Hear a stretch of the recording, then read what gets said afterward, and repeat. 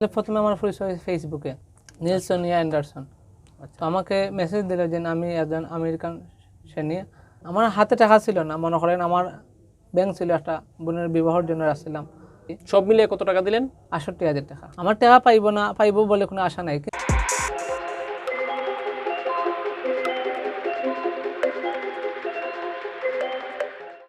শুভেচ্ছা ও শুভকামনা জানিয়ে শুরু করছি জীবনের নানা রঙ অনুষ্ঠানের আজকের পর্ব।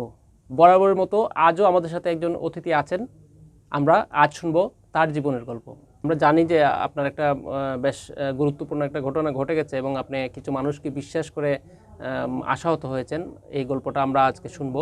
শুরু থেকে একটু জানতে চাই যে কিভাবে তার সাথে আপনার পরিচয়টা হলো।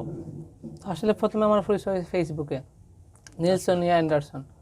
তো আমাকে মেসেজ দিল যে আমি একজন আমেরিকান সেনী, আমি একজন আমেরিকান সেনা কর্মকর্তা, ওকে, ক্যালিফোর্নিয়া থেকে। এরকম বলার পরে বলছে আমি তো মনে হচ্ছে যুদ্ধরত অবস্থায় আছে। এরপরে বলতেছে যে না, আমি তো সবসময় ব্যস্ত থাকি, তোমার ইমেইলে যোগাযোগ করলে ভালো। এরপরে ইমেইলে মেসেজ দিছি, দেওয়ার পরে সে বিভিন্ন তার অ্যাড্রেস দিছে।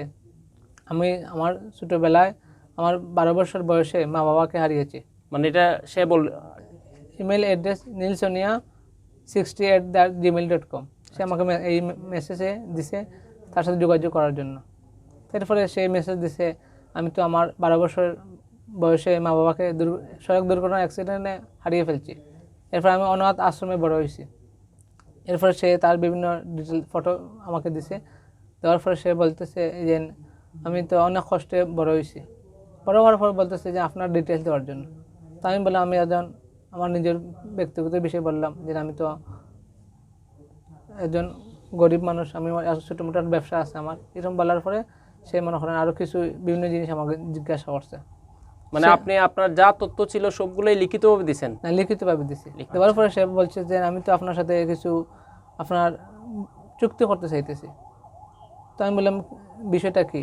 সে বলে দেখো আমি তো তোমার বিভিন্ন একটা রিস্ক দিতেছি। সেটা হইল গিয়া আমি যখন যুদ্ধ অবস্থায় আমার সেনা আহত হয়েছে, আহত হওয়ার পরে আমি আর আমার এক সাথী গেছি উদ্ধার করতে। উদ্ধার হওয়ার পরে তাদেরকে যখন আনার পরে একটা বড় একটা বক্স দেখছি।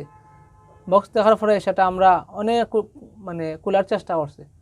এরপরে যখন আমরা সক্ষম হয়েছি খুলতে, তখন খুলে দেখে অনেকগুলা ডলার যখন দেখছে তখন আমরা সব ভাগ করে নিয়েছি। নেওয়ার পরে $2.5 মিলিয়ন হয়েছে। যুদ্ধটা কোন জায়গায়? সেটা সিরিয়া আলেপ্পোতে। সিরিয়ার আলেপ্পোতে আমেরিকান সেনা সে যুদ্ধ করে। এরকম বলতেছে। এরপরে বলতেছে আপনাকে আমি বিভিন্ন একটা এই চুক্তি করতেছি যে আমার তো এই টাকাগুলা আমেরিকার নেওয়ার কোনো অনুমতি নাই এবং ব্যাংকের মাধ্যমে ফাটাইবার কোনো সিস্টেম নাই। তো আমি আপনার সাথে চুক্তি করতেছি যখন আমি এগুলো আপনার দেশে একটা গির্জা বা এগুলো বানাইবার জন্য আমি চাইতেছি উপহার ধরনের তহবিল দেওয়ার জন্য। কারণ আমি জানি বাংলাদেশ থেকে আমেরিকা এগুলা সুষ্ঠুভাবে পরিচালনা করা হয়। যখন এই কথা বলছে, তো বলার পরে সে আমার বলছে যে আপনার ঘাবড়াইবার কিছু নেই এবং বিশ্বাস রাখো, এবং আমি আপনার বিপদে ফেলাইবার জন্য এগুলো বলতেছি না। এগুলো যখন এই বক্সটা তোমার হাতে পৌঁছার আগ পর্যন্ত সবগুলো গোপন রাখবে। পাসপোর্টের ফটো নিছে, ভোটার আইডি কার্ডের ফটো নিছে, সব অ্যাড্রেস নিছে, এয়ারপোর্টের নাম, আমার নাম, সবগুলো অ্যাড্রেস চাইছে। যখন চাওয়ার পরে আমি তোগুলো দিছি এবং সে একটা বক্সের ছবি দিছে ডলারের। কি পরিমাণ টাকা সে পেয়েছে তার ভাগে? $2.5 মিলিয়ন। $2.5 মিলিয়ন। ওকে। সে বলছে যে দেখো আমি যদি তোমার ব্যাংকের মাধ্যমে এই টাকাগুলো দেই তাহলে তোমার সরকার জিজ্ঞাসা করবে এত টাকা কোথায় পাইছো। দেখো এই জন্য আমি কূটনৈতিক চিন্তা করছি, কূটনৈতিকের মাধ্যমে তোমার দেশের এয়ারপোর্টে পাঠাইব। আচ্ছা। তারপর বললো তোমার এইগুলোর জন্য একটা এই যে আমি এয়ারপোর্টে কাস্টমারকে বলছি এটা যাতে চেক না করে, তাদেরকে অনুরোধ করছি। কূটনীতিক চ্যানেলে টাকাটা দেশে পাঠাবে এবং এয়ারপোর্টে চেক করবে না। তারপর বলছে আপনার একটা কিছু ফি আদায় করতে হবে। জিজ্ঞাসা করলাম কত টাকা হইতে পারে। সে বলে আপনার দেশের কাস্টমার কত টাকা চাইবে তা আমি তো জানি। তো সে বলতেছে যে আগামী বুধবারে 15 ডিসেম্বর ভোরে আপনার দেশে এই বক্সটা পৌঁছাবে। তারপরে মনে করেন যখন দুপুর 2:30 হয়েছে, তো এখন নাম্বার থেকে কল আসার পর সে বললো যে আমি তো ওই সিরিয়ার থেকে আসছি, চিটাগং এয়ারপোর্ট থেকে বলতেছি, কাস্টম থেকে। এরপরে কথা বলার পরে সে আরেকজন মহিলাকে দিল, সে বাংলায় কথা বললো। প্রথমজন ইংরেজিতে বললো, এরপরে মনে করেন বাংলায় কথা বলছে মহিলা যে আমরা তো কাস্টম থেকে বলতেছি। তো আপনার এইটার জন্য আপনার কিছু ফি দিতে হইবে ব্যাংকের মাধ্যমে। তো আমি বিশ্বাস করছি না, কিন্তু ওই ব্যাংকের মাধ্যমে কারণে বিশ্বাস করছি, কারণ ব্যাংকের মাধ্যমে কখনো প্রতারণা করতে পারে না। আচ্ছা, ব্যাংকের মাধ্যমে দেওয়ার পরে তো আমি বললাম এটা আমি পার্সেল কবে পাইব? তারা বলল আপনার টাকা দেওয়ার পরে নির্ভর করবে আপনার টাকা এই পার্সেলটা কবে পাইবেন। তারপর আমি এই যে আমাকে একটা ডাচ বাংলা ব্যাংকের অ্যাকাউন্ট দিল। তারপর আমি বললাম না, আমার আর পূবালী ব্যাংকের নাম্বার দাও, আমার বাসার কাছেই। আমি পূবালী ব্যাংকের অ্যাকাউন্ট নাম্বার দিয়ে টাকা পাঠাইছি। আপনি পূবালী ব্যাংকের নাম্বার চাওয়ার পরে তারা পূবালী ব্যাংকের একটা নাম্বার দিছে। তো আমি বললাম যে আপনার দেখতে সব ব্যাংকের অ্যাকাউন্ট আছে, কারণ আমাদের আস্থা বাংলাদেশ যত ব্যাংক আছে সব ব্যাংকের অ্যাকাউন্ট আছে। তো আমি ওইখানে বিশ্বাস করছি, কারণ কাস্টমার তো থাকতে পারে। তারপরে আমার পূবালী ব্যাংকের অ্যাকাউন্ট দিছে, দেওয়ার পরে আমি এই টাকাটা পরিশোধ করছি। পরিশোধ করার পর আমি কল দিছি। তো কল দেওয়ার পর বললাম আমার পার্সেল কবে হইব? তো বললো স্যার আপনার যে এই যে রসিদটা আছে ব্যাংকের, এটা আবার আপনি যে আপনার পার্সেল পাঠাইছে তাকে আপনি পাঠাইতে দিবে। তারপর আমি নীল সোনিয়াকে পাঠাইছি। আর তোমার হাতে যখন এই পার্সেলটা পৌঁছাবের পর আমি আমার দেশ থেকে পদত্যাগ করবো, চাকরি থেকে পদত্যাগ করবে, পদত্যাগ করিয়া সে বাংলাদেশে আসবে। আইসে একটা গিজরা বানাইবে এবং অনাথ শিশু তাদেরকে সে সাহায্য করবে। তো আমি 2 দিন অপেক্ষা করলাম টাকা দেওয়ার পরে। পরে আচ্ছা, এখানে একটু জিনিস জানি, টাকা কি আপনার হাতে ছিল আগে থেকেই? আমার হাতে টাকা ছিল না, মনে করেন আমার ব্যাংক ছিল, একটা বোনের বিবাহের জন্য আসছিলাম, আর কিছু ঋণ আনছি, একজনের কাছে 15,000 টাকা আনছি। সব মিলিয়ে কত টাকা দিলেন? 68,000 টাকা। 68,000 টাকা। আমি প্রথমে আমার কাছে পুরো টাকা ছিল না, অনেক কষ্টে আমি একজনের কাছে আনছি 12,000 টাকা, আর একজনের কাছে বিকাশের দোকানদারের কাছ থেকে আনছি এই 15,000 টাকা, সন্ধ্যার পরে দিব বললিয়া। তো এইরকম বলার পরে সে দিতে চাইছিলেন, অনেক যোগাযোগ করার পরে আমি অনুরোধ করার পরে সে দিছে। দেওয়ার পরে আমি এই পূবালী ব্যাংকে 68,000 টাকা দিছি। বাকি যাদের কাছ থেকে টাকা আনলেন তাদের কি বলে আনলেন? তাদেরকে বলছি রবিবারে দিব, আর যেহেতু সে বলছে কি কাজের জন্য? বলছি যে আমার একটা খরচ, আমার কিছু টাকা আমেরিকা থেকে আসবে, আসার পরে আমি দিয়ে দিব। পরে তো মনে হয় রবিবার কল দিলাম। কল দেওয়ার পরে বললো যে না আপনার স্যার কত টাকা আসলো? বললাম 68,000 টাকা। তারা বললো যে ঠিক আছে আমি চেক করে দেখতেছি। এরকম বলার পরে তারা বলছে হ্যাঁ আপনার এটাতে পেইড হয়েছে। আচ্ছা ঠিক আছে, আমি এই কথা বলতেছি, বলার পর আপনাকে জানাইতেছি। এরপরে কল দিছি, তারপর বললো যে স্যার আপনার যে বক্স আছে বক্সের মধ্যে চেক করিয়া ডলার মিলছে, তো আপনাকে বলবেন আমাকে অনুরোধ করি এটা কত টাকা ডলার হইতে পারে। তো আমি বললাম আমি তো জানি না তা।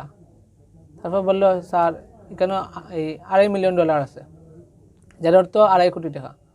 তো এগুলোর জন্য আপনার 2.5 লাখ টাকা আবার দিতে হইবে, যাতে আপনার নামে একটা ওই যে ডলারের জন্য একটা লাইসেন্স হয়। তারপরে তখন আমি যখন বুঝতে পারলাম এটা প্রতারণা, তখন আমি আর টাকা দিইনি। কিভাবে বুঝতে পারলেন প্রতারণা? তা আমি তো মনে করেন ওই যে আমার বোন আসলো, বোনে এইরকম আর একটা ওই যে 18 বাংলা একটা নিউজ দিয়েছিল, এইরকম প্রতারণা সেনা বলে টাকা নিছে। ওই ব্যক্তির 4.5 লক্ষ টাকা নিছে। আপনার বোন জানলো কিভাবে? আপনি যে আপনি তো কাউকে বলেন নাই বললেন? না, আমার বোনে জানছে, আমার মা আর বোনে জানে, আর কেউ জানে না। আচ্ছা, এই দুইজনের সাথে পুরো বিষয়টাই ওনাদের সাথে শেয়ার করেছেন। এরপরে মনে হয় যখন তারা আমাকে কল দিছিল, তখন আমার এক ছোট ভাই ছিল, তাকে কথা বলাইছি ইংলিশে। সে ইংলিশে কথা বলছে, বলার পরে মহিলা বাংলা কথা বলছিল। তো ওই হিসেবে মনে হয় বিশ্বাস করতেন ব্যাংকের কারণে। সে বললো না ব্যাংকের মাধ্যমে যেহেতু, সে তো এটা প্রতারণা হইতে পারে না। সে আমাকে আরও বিভিন্ন ভিডিও দিতেছে, বিভিন্ন ফটো দিতেছে। এরপরে আমার নামের যে ডকুমেন্ট পার্সেল আমার নামে দিছে। ওই হোয়াটসঅ্যাপ একটা নাম্বার ছিল, ওই নাম্বারে আমি পরে যোগাযোগ করছি। যোগাযোগ করে যখন আমি কল দিছি, কল দেওয়ার পরে বললো এটা তো আমেরিকার সেনা, এখানে কল দিলে সমস্যা আছে, কারণ বিভিন্ন বড় সদস্যরা যারা অফিসার তারা এটাকে তদন্ত করে। মানে আপনার সাথে যা কথাবার্তা হচ্ছে সবগুলোই লিখিত, কখনো কল ধরে নাই। রবিবারে তারা আরও বিভিন্ন হয় তোমার কী সমস্যা, তুমি টাকা কেন দেও না? আমি বললাম আমার তো টাকা নাই। মানে ওই কোন টাকা 68,000 দেওয়ার পরে আরো 2.5 লাখ টাকা চাওয়ার পরে আমি তো দেই না। সে বললো দেখো তুমি প্লিজ আমাকে সাহায্য করো। তো আমি এই কাস্টমার নাম্বারকে কল দিলাম, বললাম তো আমার এত টাকা আমার কাছে নাই। সে বললো দেখো আপনি যদি এত টাকা না দেন তাহলে তো যে ফাটাইছে নীলচনিয়া আপনার তার নাম তো মামলা হইবে। তাই আমি বললাম ঠিক আছে আমি 2.5 লক্ষ টাকা দিব, কিন্তু আপনার এয়ারপোর্টে এসে দিব, আপনার সবগুলো ঠিকানা দেন। তো তারা বললে দেখুন আপনি যখন এয়ারপোর্ট কাস্টমার আসেন তাহলে আপনার নামে মামলা হইবে, কারণ যেহেতু আপনার নামে ফাটাইছে আপনার দুজনে অনেক আরও মামলা হইবেন, পুলিশ দরফে বিভিন্ন সমস্যায় আপনার পড়তে পারে। তো এই হলে কথা বলার পরে আমি মনে হয় আমার একজন পুলিশ অফিসার ছিল, তার সাথে আমি কথা বলছি। সে বললে দেখো ইলা কাস্টমে কখনো আগে নিকে টাকা নেয় না, আপনার পার্সেল আপনি এয়ারপোর্ট থেকে কাস্টমার থেকে এসে নেবেন এবং আপনি পাওয়ার পরে টাকা দেবেন, এর আগে কখনো টাকা দিতে নাই। এরকম এরপর বিভিন্ন আরও জনের সাথে কথা বলছি, তারা সবাই বলে দেখো ভাই আপনার দুইটা প্রতারণার শিকার হয়েছে, আপনার সাথে ধোঁকা দিছে। এরপরে মনে হয় আমি গুগলে সার্চ মারছি, গুগলে সার্চ মারিয়ে দেখছি যে একজন কাস্টমার নাম্বার চট্টগ্রামের, তাদেরকে কল দিছি। সে বললো দেখো আমাদের এইরকম কোনো নাম্বার নাই, আপনি কার সাথে যোগাযোগ করছেন আপনি দেখান। তো সেইরকম বলার পর আরও আমাকে বললো দেখো তুমি প্লিজ আমাকে সাহায্য করো, তুমি সাহায্য না হলে তাহলে আমি আত্মহত্যা করবো, আমার নামে মামলা হইবে আর অনেক সমস্যা হইবে, যখন আমি আত্মহত্যা করবো। কে বললো যে নীল সুনিয়া? হ্যাঁ, আচ্ছা, তো সে এইরকম বললো, বলার পর তার বিভিন্ন টিকটক দিছে, ভিডিও ফটো দিছে আরও আমাকে বিশ্বাস হরানোর জন্য। তো আমি বিশ্বাস আর করিনি। তারপরে আমি বললাম আপনার তো প্রতারক সেইগুলা, যখন এইরকম বলার পরে বললো দেখো আমি তুমি রিসিট চাইছো, রিসিট দিছি, তোমার বক্সের সব কিছু দিয়ে দিছি, এরপরে অ্যাকাউন্ট নাম্বার দিছি, এরপরে তুমি আমার কিসের অবিশ্বাস করো। এরপরে আমাকে ইউনিয়ন ব্যাংকের অ্যাকাউন্ট নাম্বার দিছে, তারপরে আমাকে অগ্রণী ব্যাংকের অ্যাকাউন্ট নাম্বার দিছে, তারপরে ওয়েস্ট ব্যাংকের অ্যাকাউন্ট নাম্বার, মানে বাংলাদেশে যত ব্যাংক আছে সব অ্যাকাউন্টই আছে তাদের। প্রথমে দিছিল চট্টগ্রামে, এরপরে রবিবারে এই বুধবারে আবার দিছে, পরের সপ্তাহে আমাকে এই যে ঢাকার অ্যাকাউন্ট নাম্বার ব্যাংকের, অনেক ব্যাংকের অ্যাকাউন্ট আছে এই যে কুমিল্লা ময়নামতির, এরকম দিছে। দেওয়ার পরে মনে করেন আমি বললাম আপনারা তো প্রতারক, আল্লাহ তাআলা আপনার বিচার করবেন। আচ্ছা, ব্যাংকের যে অ্যাকাউন্টগুলো আছে এই অ্যাকাউন্টগুলো কার নামে ছিল? এগুলো বিভিন্ন নামে ছিল। তো এরপরে পূবালী ব্যাংকে গেলাম, তারা আমাকে এই যে প্রথমে দিল, কোনো কিছু সাহায্য করছে না। সে বলে আপনি একটা বড় পুলিশ অফিসারের সাথে যোগাযোগ করেন। তারপরে আমি কী করবো, নিরুপায় হইয়া গেলাম থানায়। কেউ বলে আপনার এটা তো অভিযোগ, কেউ বলে জিডি। তো আমি গেলাম যে জায়গায় জিডি লেখানো হয়, সে বললো ভাই আমরা এখানেও অভিযোগ লিখি না। তো আমি থানায় যাওয়ার পরে সে বললো আপনি নিজের হাতে লিখে আনেন। তো যখন গেছি রাত্রে হয়ে গেছে, যাওয়ার পরে তারা বলে না অফিসার আসে নাই, সকালে আসেন। সকালে গেলাম, সে বলল যে এখনও তদন্ত অফিসার আসে নাই। তারপরে আমি কাগজ দিলাম, কাগজ দেওয়ার ফলে না আপনার তো লেখাই হয় নাই। তারপরে আমি 2 দিন পরে গেলাম র্যাবের অফিসে। র্যাবের অফিসে যখন গেলাম, যাওয়ার পরে তারা বললো আপনার লিখিত অভিযোগ আনতে হবে, এরকমভাবে আমরা নেই না, এবং প্রথমে আপনার থানায় আপনি অভিযোগ করতে হবে। থানা অভিযোগ করার পরে ওই অভিযোগ নিয়ে আবার আমাদের কাছে আসতে হবে। তো আমি তো বিভিন্ন সময় ব্যস্ততা থাকি, ওই ব্যস্ততার কারণে আমরা যেতে পারছি না। এই যে এই ঘটনা যতক্ষণ পর্যন্ত আপনি টাকা দিলেন না, টাকা দেওয়ার আগ পর্যন্ত ৬৮,০০০ টাকা দেওয়ার মানে পূর্ব পর্যন্ত কতদিন আপনার সাথে এই যোগাযোগটা ছিল? 1 সপ্তাহ যোগাযোগ ছিল। 1 সপ্তাহ যোগাযোগ। 1 সপ্তাহের মধ্যে আপনাদের পরিচয় হয়েছে, কথাবার্তা হয়েছে এবং এরপরে টাকা দিচ্ছেন। যাই হোক, এখন আপনি পরবর্তীতে আইনি পদক্ষেপে যাবেন কিনা? আইনের পদ আসলে আমার তো মনে করেন আমি এই টাকাটা যখন আমি অনেক ঋণের মধ্যে পড়ে গেছি, আইনি প্রতিকার জীবিত এই টাকা পয়সা এখন আমার কাছে নাই, যার এখন সবল খরচ আল্লাহ তাআলার দরবারও, আর এখানে বাংলা সিলেট ব্যুরোর কাছে সাহায্যের জন্য আসছে। আচ্ছা, ভবিষ্যতে যাতে কেউ আপনার মতো এই ধরনের প্রতারণার শিকার না হয় তাদের উদ্দেশ্যে কিছু যদি বলেন। সবচেয়ে বড় মানে মানুষকে বিশ্বাস করতে হবে, মানুষ চিন্তা দোষের কিছু নেই, এখানে অমানুষগুলো যাতে অবিকল মানুষের মতো। যেরকম মানুষকে এইরকম প্রতারণা হওয়ার আগে সবটুকু মানুষকে বিভিন্ন জিনিস মানুষকে শেয়ার করা, ভালোটুকু বোঝা, এবং অন্য বাঁচার জন্য এই জন্য আমি এখানে আসা। আমার টাকা পাইবো বলে কোনো আশা নাই, কিন্তু আমি এটার আশার মানে এইটাই যেন অন্য মানুষগুলো যাতে এটাতে বাঁচতে পারে, প্রতারণা থাকে। কারণ আমি তো জানি কত কষ্ট টাকাটা দিচ্ছি, আমার মতো কত অসহায় এইরকম আছে। আচ্ছা, আপনি আমাদের দর্শকদের উদ্দেশ্যে কিছু বলবেন কিনা?